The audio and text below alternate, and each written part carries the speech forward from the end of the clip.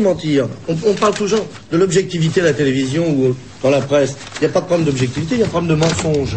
Regardez. Vous avez ici, si on pouvait approcher une caméra. La une alors.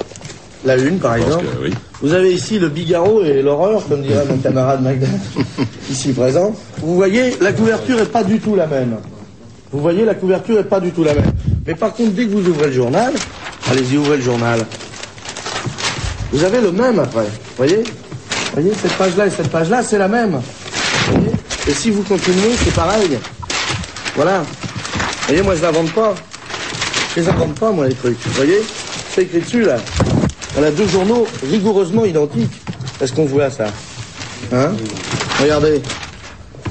Vous voyez? Les gens qui achètent Laurent n'achètent pas forcément le Figaro, mais c'est les deux mêmes. Alors, je voudrais pas dire que je revendique le droit de râler contre tout ça, mais j'ai l'impression quand même qu'on est un peu cerné.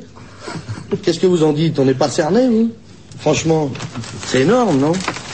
Quand il montre en direct ces deux journaux identiques, Coluche prend un très gros risque. Il se met à dos en effet Robert Hersant, le patron de ces deux journaux. L'homme qui, à l'époque, contrôle la majorité de la presse de province en France.